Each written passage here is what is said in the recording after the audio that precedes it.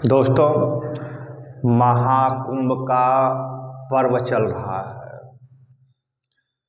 जो कि 12 वर्ष बाद महाकुंभ होता है। कुछ लोग बोल रहे हैं कि जो पाप करता है वो जाता है कुंभ नहाने। ये मैं मानता हूँ कि जो पाप करता वो भी जाता नहाने, लेकिन इस दुनिया में कौन सही है, कौन पापी नहीं है? अपने अंदर झांक के देखिए, सबके सब पापी निकलेंगे। शायद कोई होगा जो पाप न करता हो।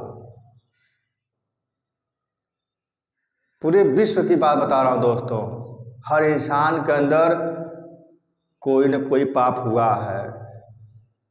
तो कुंभ नहाने से उसका पाप खत्म नहीं होता है। जब इंसान का मन साफ होता है फिर जाकर के उसका पाप खत्म होता है।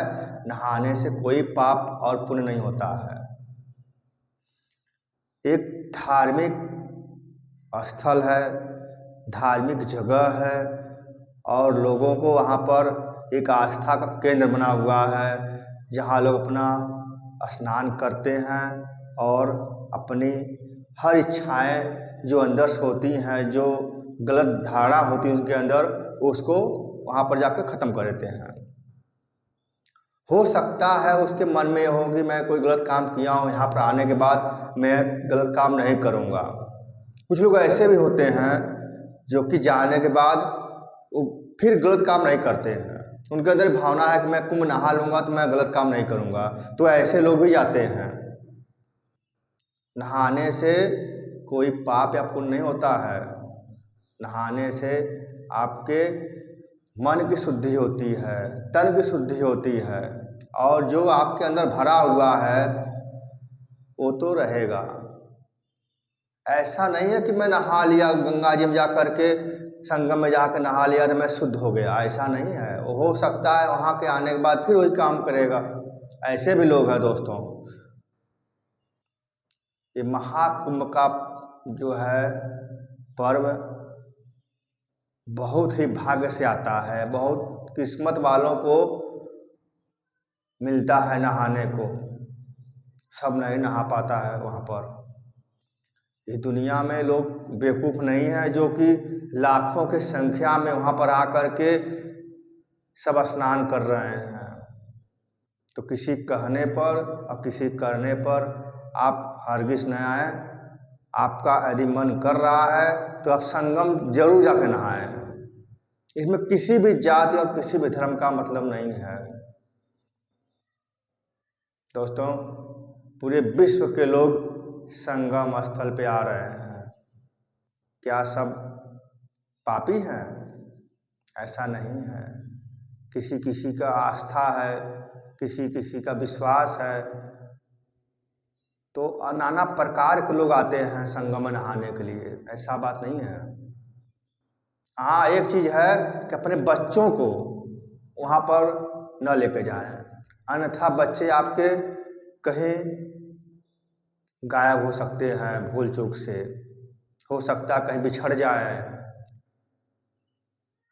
तो जो ज़्यादा बुजुर्ग हैं उनको भी न ले जाएं। हो सकता है वहाँ बीमार भी हो सकते हैं, ठंड ज़्यादा पड़ रही होगी तो। और जो यंग हैं वो जाए वहाँ पर। ख़ास तौर से जो 60 साल के ऊपर हैं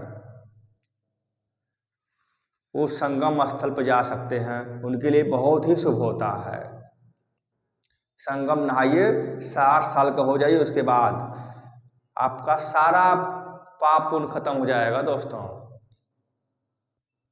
आप यदि विश्वास कर रहे हैं ईश्वर पे तो आपका सब काम खत्म हो जाएगा जो पाप किए होंगे आप।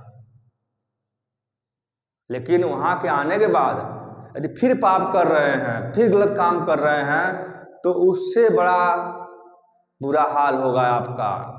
जो भी इंसान संगम में नहाने के बाद, जाकर नहाने के बाद, यदि घर पे आने के बाद गलत काम करेगा तो उसका इतना बुरा हाल होगा, इतना बुरा हाल होगा कि उसके मरते मरते हो सकता है उसको कीड़े पड़ जाएं।